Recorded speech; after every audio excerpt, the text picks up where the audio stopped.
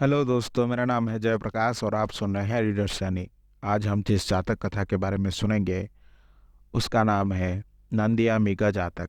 बोधिसत्व एक बार एक हिरण था जो अपने माता पिता की देखभाल के लिए गहराई से समर्पित था।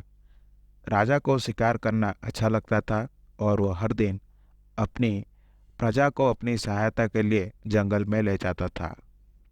प्रजा अपने जीवन में इस व्यवधान से नफरत करते थे, इसीलिए उन्होंने राजा को आसानी से शिकार करने देने के लिए हिरणों को शाही उद्यान में ले जाने का फैसला किया। उन्होंने जंगल के एक बड़े हिस्से को घेर लिया और वहां से गुजरते हुए हिरणों को उद्यान की ओर भागने के लिए डराने के लिए पेड़ों को लाठियों और डंडों से मारते रहे। जब लोगों ने एक घने जंगल को घेर लिया जहां बोधिसत्व अपने माता पिता के साथ आराम कर रहे थे, तो उन्होंने अकेले भागकर उनकी जान बचाई, जबकि उनके माता पिता वहीं रह गए। जैसा कि बोधिसत्व ने भविष्यवाणी की थी, लोगों ने एक हिरण को भागते देखा और दूसरे की तलाश में झाड़ियों में प्रवेश नहीं किया। हथियारबंद लोगों के भीड़ से घिरे बोधिसत्व अन्य भयभीत हिरणों के पीछे पीछे बाड़े में चले गए।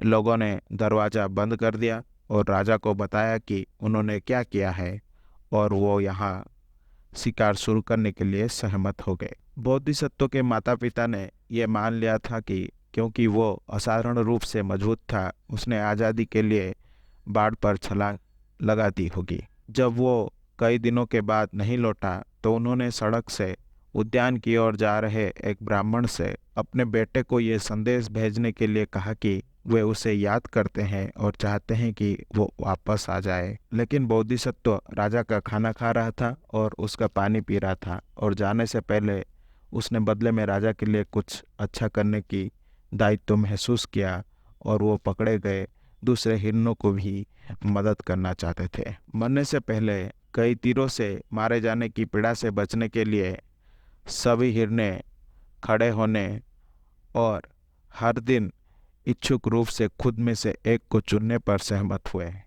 जब मरने की बारी आई तो बोधिसत्व बिना किसी डर के मजबूत खड़ा रहा और राजा ने अपना धनुष खींच लिया। लेकिन इतने बड़े पुण्य को समझकर राजा ने उसकी जान बख्श दी। और जब बोधिसत्व ने पूछा कि केवल वही क्यों, तो राजा ने सभी जीवित प्राणियों की प्रतिरक्षा दे दी।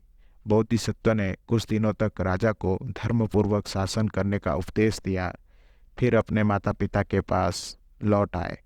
ये कहानी बुद्ध के जीवन काल में एक दिन बुद्ध को बताया गया कि उनका एक शिष्य अपने माता पिता का समर्थन कर रहा है।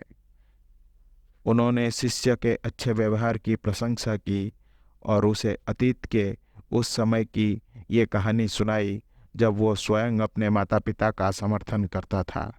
राजा और ब्राह्मण बुद्ध के दो शीर्ष शिष्य आनंद और सारिपुत्र के पहले जन्म थे और बोधिसत्व के पिता और माता बुद्ध के पिता और जन्म देने वाली माँ की पहली जन्म थी। आशा करता हूँ कि आपको ये जातक कथा अच्छी लगी होगी। अगर आपको मेरी वीडियो पसंद आई तो इसे लाइक करें और शेयर करें और ऐसे वीडियोस देखने के लिए मेरे चैनल को सब्सक्राइब करें।